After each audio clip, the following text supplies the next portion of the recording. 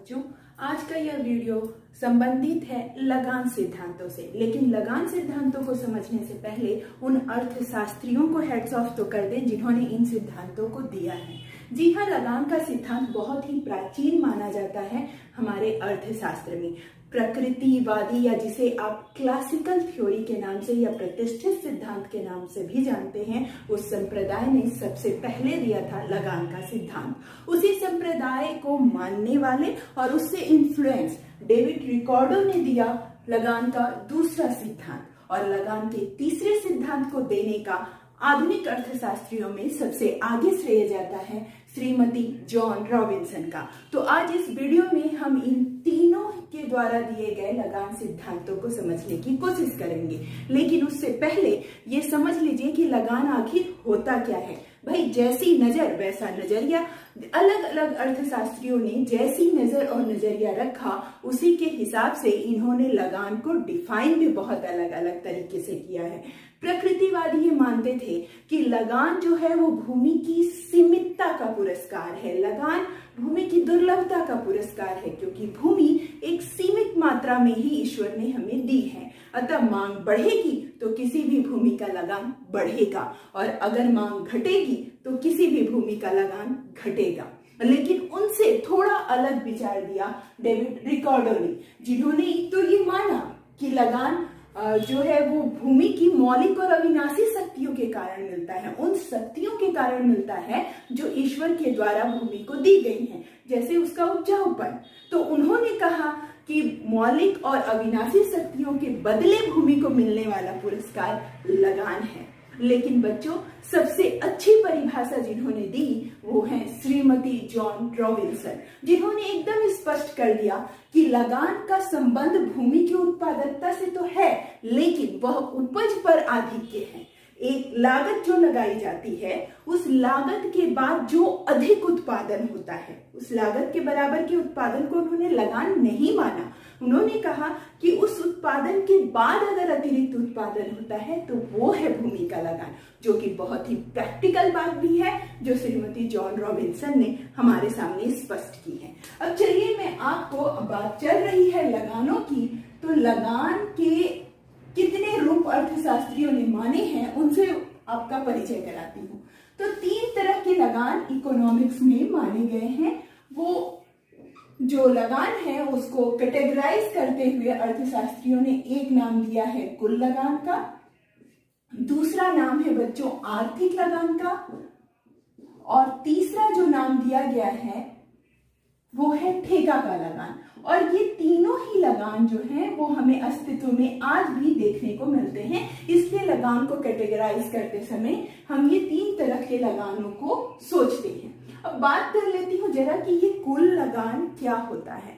तो बच्चों, कुल लगान का संबंध ठीक वैसा ही है जैसे आपसे ये उम्मीद की जाती है कि आप अपने माता पिता की सेवा बुढ़ापे में करेंगे ही करेंगे और उनके लिए खड़े रहेंगे। ठीक वैसा ही है हमारा कुल लगान, क्योंकि जब कुल लगान की बात आती है तो इसमें भूमिपति के सारे हक अधिकार शामिल हो जाते हैं। अगर मैं इसे 4 भागों में बांट के आपको समझाना चाहूं तो बच्चों, कुल लगान में जो चीज शामिल होती है वो होता है जोखिम का पुरस्कार।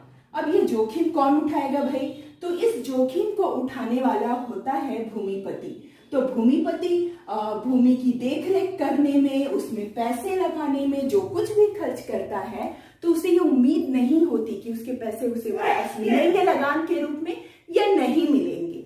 तो इसलिए वो एक तरह की जोखिम उठाता है। तो जब बात कुल लगान की हो तो उसमें भूमिपति के जोखिम को हम कैसे छोड़ सकते हैं। दूसरा, ये माना जाता है कि कुल लगान के अंतर्गत भूमि के प्रबंध का व्यय शामिल है। ठीक वैसे ही जैसे आपके माता पिता बचपन से लेकर आज तक आपकी देखरेख कर रहे हैं, तो आपको भी उनके प्रति ग्रेटिट्यूड रखते हुए बुढ़ापे में उनकी देखरेख करनी है।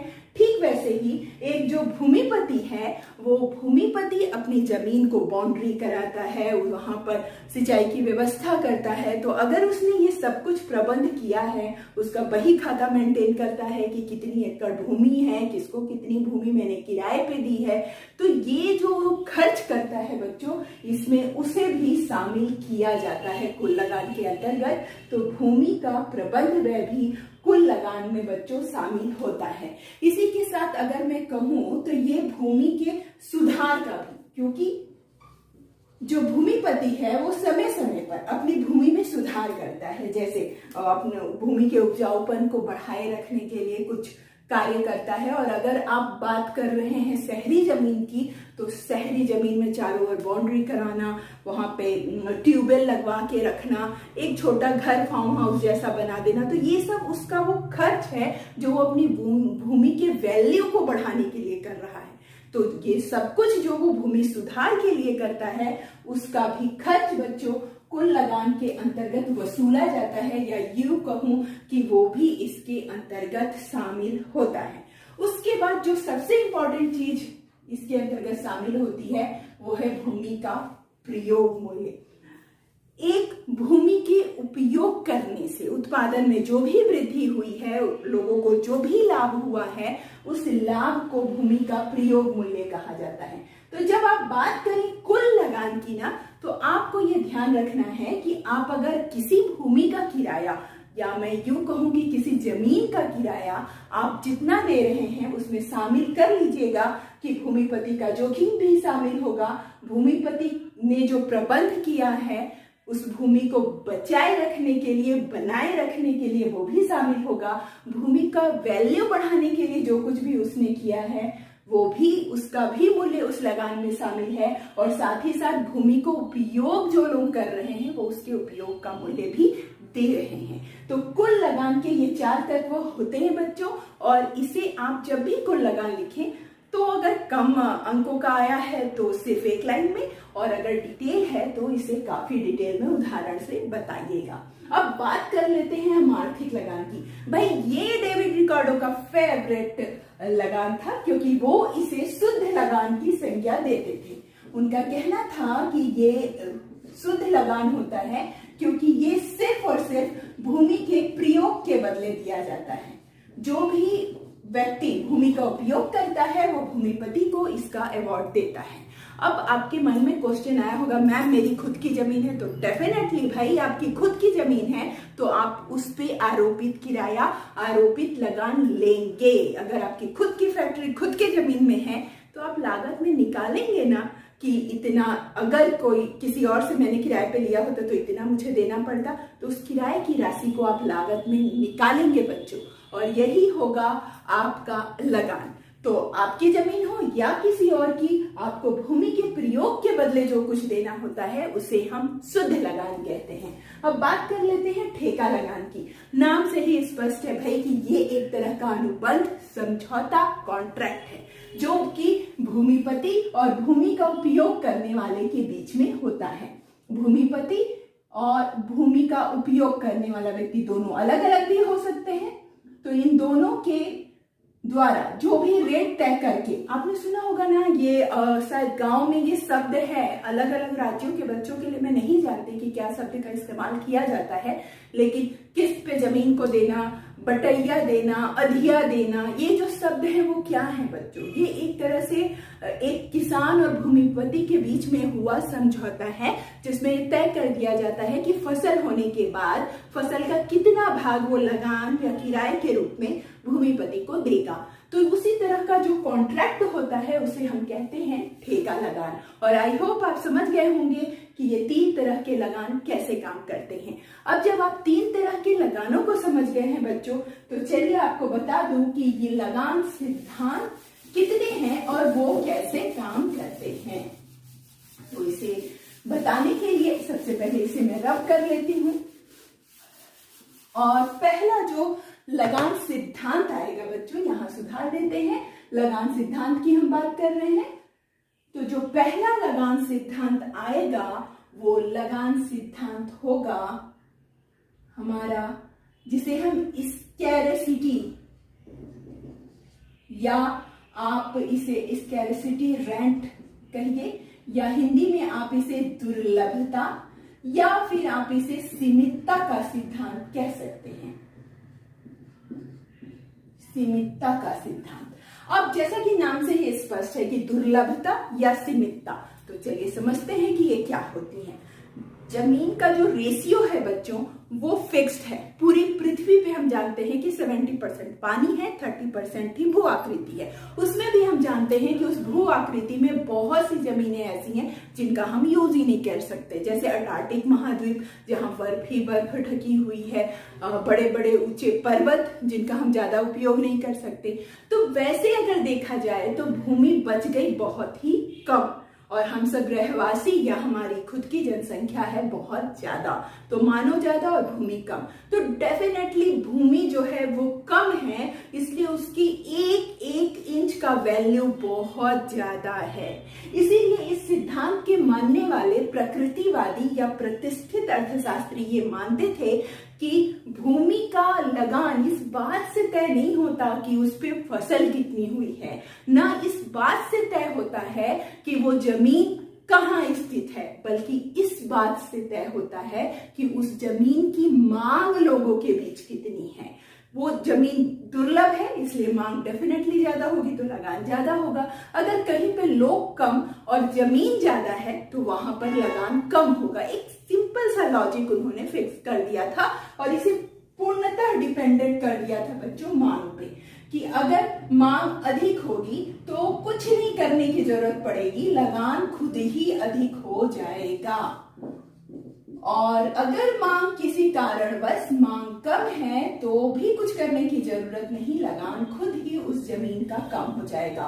और ये जो अधिक और कम होने का उन्होंने कारण बताया, वो बताया भूमि की सीमितता या दुर्लभता, कि वो दुर्लभ है, सीमित है, तो ऐसी जमीनों की डिमांड बढ़ेगी और लगान अधिक होगा। और जिस भी देश या जिस भी नगर या राज्य में जमीनें बहुत सारी हैं और लोग कम हैं, तो वहां पे जमीन का जो वैल्यू है वो कम होगा। लेकिन ये सिद्धांत के मानने वाले अगर आज का विश्व देखते तो वो खुद जान जाते कि उनका सिद्धांत रिवेलेंट नहीं है, क्योंकि आज हर कुछ, खासकर जमीन का डिमांड से हम बहुत ज्यादा संबंध नहीं रखते। स्थिति भी मायने रखती है और साथ ही में वो जमीन किस जगह पर कैसी है वो भी मायने रखती है। तो इस हिसाब से ये जो सिद्धांत है वो पूरी तरह रिवेलेंट नहीं है आज के युग में, लेकिन फिर भी इसे समझते हैं चलिए एक चित्र के माध्यम से। तो इस चित्र में बच्चों आपको भूमि की जो रेखा है, भूमि की पूर्ति की रेखा, उसे बिल्कुल सीधा बनाना है। और आप जान ही रहे हैं क्यों? क्योंकि भूमि निश्चित है। चूंकि भूमि निश्चित है इसलिए भूमि की पूर्ति को बढ़ाया नहीं जा सकता और भूमि की पूर्ति एक स्थिर रेखा के रूप में होगी जो कि SS है। अब लगान कैसे तय होगा? तो ये रही DD की रेखा, भूमि की मांग की रेखा, जहां SS की रेखा को काटेगी हम सभी जानते हैं कि वहां पे संतुलन स्थापित होता है। तो इसी संतुलन के साथ तय हो जाएगा लगान। जैसे यहाँ पे OP और ये SS की रेखा है, मैं यहाँ पे Q मात्रा दे देती हूँ कि OQ भूमि की मात्रा के लिए जो लगान तय हुई, जो कीमत तय हुई, वो थी OP।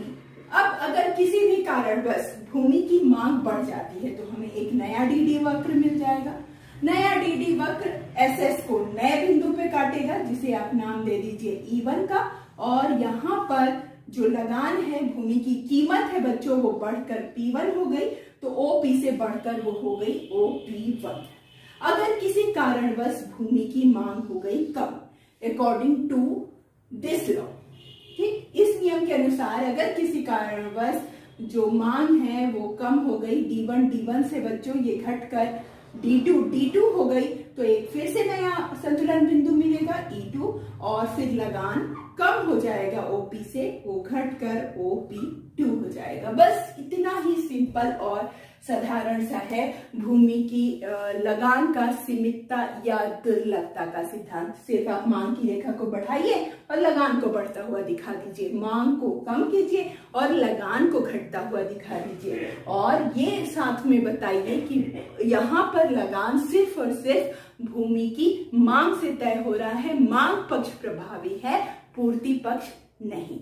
आई होप आप इस सिद्धांत को समझ गए होंगे। तो चलिए एक बार शुरू करते हैं फिर से डेविड रिकार्डो का लगान। तो बच्चों शुरू करते हैं हम डेविड रिकार्डो के लगान सिद्धांत की बातें। और डेविड रिकार्डो का अगर आपको नजरिया समझना है तो कुछ बातों को ध्यान देना होगा। जैसे डेविड रिकार्डो ने ये माना कि 2 तरह की जमीनों पर खेती होती है। आई थिंक जमीन कहना सही शब्द नहीं होगा, उन्होंने कहा 2 तरह के 2 प्रकार की खेती होती है। एक खेती होती है विस्तृत और एक खेती होती है गहन। जब पर्याप्त मात्रा में कृषक के पास जमीनें हों कि वो बार बार बदल कर खेती कर सके तो वो खेती का तरीका विस्तृत खेती होगा।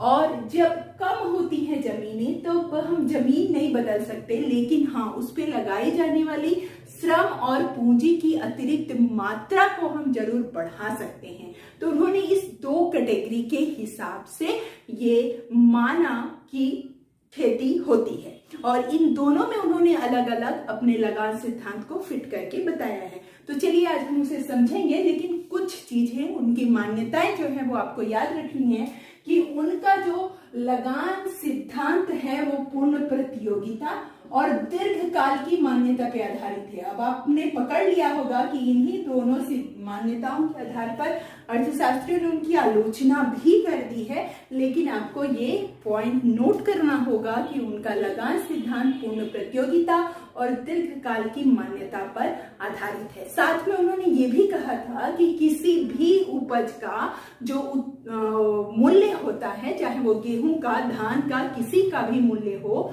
वो सीमांत भूमि पर कितना उत्पादन हुआ है उससे तय किया जाता है। पॉइंट टू बी नोटेड कि उन्होंने ये कहा कि सीमांत भूमि पर होने वाले उत्पादन के आधार पर ये तय किया जाता है। अब हम बात कर लेते हैं। चलिए इस बात को मैं यहाँ पे प्रूफ भी कर दूंगी आपको कि कैसे। अब उन्होंने सबसे पहले विस्तृत खेती में बताया कि भूमि की अलग अलग श्रेणियां होती हैं और इसके लिए उन्होंने एक बड़ी फेमस कहानी कही है कि आदमियों का एक जत्था या समूह जो है वो एक निर्जन टापू में रहने के लिए गया और उसने सबसे उपजाऊ जमीन पर सबसे पहले खेती की। जैसे जैसे उनकी जनसंख्या बढ़ी, उन्होंने दूसरी जो उससे कम उपजाऊ भूमि थी उस पर खेती करना शुरू किया और फिर उन्होंने कहा कि जनसंख्या के और बढ़ने पर तृतीय श्रेणी की जमीन पर उन्होंने कृषि कार्य प्रारंभ किया। जनसंख्या और अधिक बढ़ गई तो उन्होंने चतुर्थ ग्रेड या चतुर्थ श्रेणी की जमीन पर कृषि कार्य प्रारंभ किया। मतलब कि उतना ही वो उस जमीन पर उपज करा पाए जितना उन्होंने लागत लगाया था और इसी को उन्होंने नाम दे दिया बच्चों सीमांत भूमि, जहां पर उतना ही उत्पादन होता है जितनी की तुम लागत लगाओगे। और यही वो सीमांत भूमि है जिससे अनाज का मूल्य तय होता है। आपका एक बड़ा इंपॉर्टेंट क्वेश्चन है कि रिकॉर्डों के अनुसार अनाज का मूल्य कैसे तय होता है। बस इतना याद रखिए, सीमांत भूमि पर हुए उत्पादन से अनाज का मूल्य तय होता है। तो ये उनकी जो कहानी थी बच्चों तत्काल में तो चल गई, लेकिन बाद में अर्थशास्त्रियों ने इसकी बहुत अधिक आलोचना की। उनका ये सबसे बड़ा आलोचना का बिंदु ये रहा कि जब हम कहीं जाते हैं तो बिना खेती किए ये कैसे जान सकते हैं कि कौन सी जमीन सबसे ज्यादा उपजाऊ है और कौन सी जमीन निकृष्ट है। तो इस बात को लेकर उनके सिद्धांत की काफी आलोचनाएं हुई, लेकिन फिर भी उनका सिद्धांत हमें अनाज की कीमत तय करना सिखाता है। उनका सिद्धांत हमें खेती के 2 रूपों से अवगत कराता है। इसलिए उनके सिद्धांत की आज भी अर्थशास्त्र में बहुत अधिक मान्यता है, या यूं कहूं कि बहुत अधिक उसका महत्व है। अब बात कर लेते हैं कि विस्तृत खेती में अगर लगान आपको निकालना है तो आप किस तरह का तालिका के द्वारा इसे स्पष्ट करेंगे। चलिए बात करते हैं।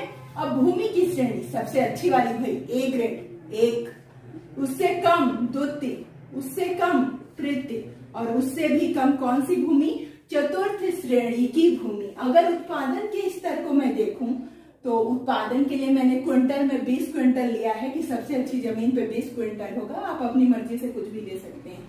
द्वितीय श्रेणी वाले में उससे थोड़ा कम तो रखूंगी ना, तो 15, तीसरे में 10 और ये चौथे में 5। अब ध्यान दीजिएगा, लगान तय होगा तो ये जो सबसे लास्ट वाली जमीन है ना, उसको लेकर लगान तय होगा, और उसे मैं सिखाऊंगी कि कैसे। अब बात कर लेते हैं लागत की। तो बच्चों, कोई इंसान निर्जन टापू में जाकर और भूमि पर उत्पादन करता है तो उसे पहली बार में ज्यादा मेहनत करनी पड़ेगी, तो इसी मेहनत की वजह से उसका जो पहला लागत होगा बच्चों वो ज्यादा हो। उसके बाद वो खेती करता चला जाएगा और उसकी लागत एक समान बनी रहेगी। अब बात करते हैं बाजार मूल्य की। तो बाजार मूल्य को भी उन्होंने कहा कि वो सीमांत भूमि के लगान से तय होती है, और बाजार मूल्य को उन्होंने कांस्टेंट भी माना है। तो जैसे मैं यहाँ पर ले रही हूँ लागत के हिसाब से 300 रुपए, तो ये मेरे हो गए, बाजार मूल्य हो गया उसका 300। अब आपको लगान निकालना है, कैसे निकालेंगे भाई? तो आपको ध्यान देना है कि सीमांत भूमि में कितना क्विंटल उत्पादन हुआ है, और आपको यहाँ पे लगान क्विंटल में निकालना है। तो आप पहला लगान निकालने के लिए 20 ऋण 5 करेंगे। आपको पता है ना 5 क्यों? क्योंकि उनके हिसाब से सीमांत भूमि से लगान तय होता है। तो ये आपका पहला लगान का किस्त आया, वो है 15 क्विंटल। अब दूसरे की बात करूं तो 15 ऋण 5 बराबर हो गया 10। आपके लगान की दूसरी किस्त आई, दूसरी तरह की भूमि के लिए लगान आया 10 क्विंटल। अब तृतीय श्रेणी की अगर मैं बात करूं तो उस 10 में से 5 को घटा देने पर मिला मुझे 5 क्विंटल। तो ये मेरा 5 क्विंटल तृतीय तरह की जो मेरी भूमि है उस पर मिलने वाला लगान है। आप यहाँ पे क्विंटल जरूर दर्शा दीजिएगा। अब चतुर्थ श्रेणी की अगर बात की जाए तो उत्पादन भी 5 और लगान भी 5, मतलब मुझे कुछ भी नहीं मिला, नो लगान, किसी तरह का कोई लगान मुझे नहीं मिला। तो रिकॉर्डों के अनुसार ये हो गई सीमांत भूमि। अब आपको बच्चों यहाँ पर ये ध्यान रखिएगा, क्विंटल है 150 नहीं। लगान को अगर आपको मुद्रा में निकालना हो तो बाजार मूल्य कितना है 300, तो आप यहाँ पे 300 गुणित 15 करेंगे, ये आ जाएगा आपका 4500 रुपए लगान। ठीक वैसे ही यहाँ पे 10 गुणित 300 करेंगे, ये आपका आ जाएगा 3000 रुपए लगान। यहाँ पर आप गुणा करेंगे तो 300 गुणित 5 जो कि लगान है, तो ये आ गया आपका 1500 रुपए लगान। और यहाँ पे आएंगे बच्चों तो ये 0 है, यहाँ आपको कुछ भी नहीं मिलेगा, नो लगान। और बस इसी बात को आपको चित्र में भी स्पष्ट कर देना है। चित्र में बनाने के लिए एक तरफ आप भूमि की श्रेणियां ले लीजिए और दूसरी तरफ ले लीजिए लगान। तो यहाँ मैंने OY पे ले लिया है लगान और यहाँ ले ली है भूमि की श्रेणी। तब बड़े आराम से मैं अंतर ले लूंगी भाई लगान के हिसाब से 5, 10, 15 और 20, और मेरी भूमि की श्रेणी है 4, तो ये है 1, 2, 3 और 4। अब प्रथम श्रेणी की भूमि पर जब मैंने उत्पादन किया था तो उत्पादन कितने क्विंटल में आया था बच्चों 20, तो ये मेरा 20। जब मैंने द्वितीय श्रेणी की जमीन पर उत्पादन किया तो कितना आया 15 क्विंटल, तो ये मेरी द्वितीय श्रेणी का 15 क्विंटल। तृतीय पे किया तो कितना आया, वो था 10 क्विंटल। तो तीसरे में हो गया 10 क्विंटल। अब चतुर्थ में मैंने किया तो कितना आया बच्चों, वो आया 5 क्विंटल, ये मेरा बन गया। अब आप देखिए कि ये जो भूमि है वो कौन सी भूमि है, ये सीमांत भूमि है, इसलिए ये लगान इसको नहीं मिलेगा। आप यहाँ पे लिख दीजिए लगान नहीं, और इस पूरे को फिर आप छायांकित कर दीजिए और बता दीजिए कि यहाँ पे लगान प्राप्त हो रहा है, और ये प्राप्त हो रहा है इसलिए रिकॉर्डों के अनुसार ये जो जमीन है वो अधिसीमांत जमीन है। बस बच्चों, ये आपका विस्तृत खेती में लगान का कॉन्सेप्ट हुआ क्लियर। अब बात ये, मैम गहन खेती कुछ नहीं करना है बच्चों, सिर्फ और सिर्फ इस कॉलम को देखिए और यहाँ पे आपको एक लाइन जो है वो चेंज करनी है, बाकी सब वही रहेगा। क्योंकि गहन खेती में जमीन नहीं बदली जाती है, श्रम और पूंजी की अतिरिक्त इकाइयां लगाई जाती है। तो ये श्रम और पूंजी की पहली खेप, ये श्रम और पूंजी की दूसरी खेप, ये श्रम और पूंजी की तीसरी खेप, और ये श्रम और पूंजी की अतिरिक्त इकाइयों की चौथी खेप। तो बस लगाइए अपना दिमाग और यहाँ पे कर दीजिए इसे चेंज, लिख दीजिए श्रम व पूंजी की इकाई, और बिल्कुल उसी तालिका को आप ज्यों का त्यों एग्जाम में बना दीजिए। ज्यादा सोचने समझने की जरूरत नहीं, ये एक्यूरेट यही निकाला जाएगा। बस यहाँ पे श्रम और पूंजी की इकाई होगी किस कंडीशन में, गहन खेती की कंडीशन में, और चित्र भी आपका बिल्कुल यही रहेगा। आप इसी तरह दिखाएंगे कि लगान प्राप्त होता है अधिसीमांत भूमि को, और एक और लाइन जोड़ देंगे कि अतिरिक्त इकाई के लगाने पर, और इस तरह आपका रिकॉर्डों का लगान सिद्धांत हो जाएगा कंप्लीट। और अगर आपको इसकी लिखनी है आलोचना, तो जानते ही हैं दीर्घकाल पे आधारित है, पूर्ण प्रतियोगिता पे आधारित है, कहानी काल्पनिक है, ऐसे कई पॉइंट्स आप इसमें बता सकते हैं बच्चों। आई होप आपको ये वीडियो अच्छा लगेगा और आप इस कॉन्सेप्ट को वीडियो देखते देखते ही याद कर लेंगे।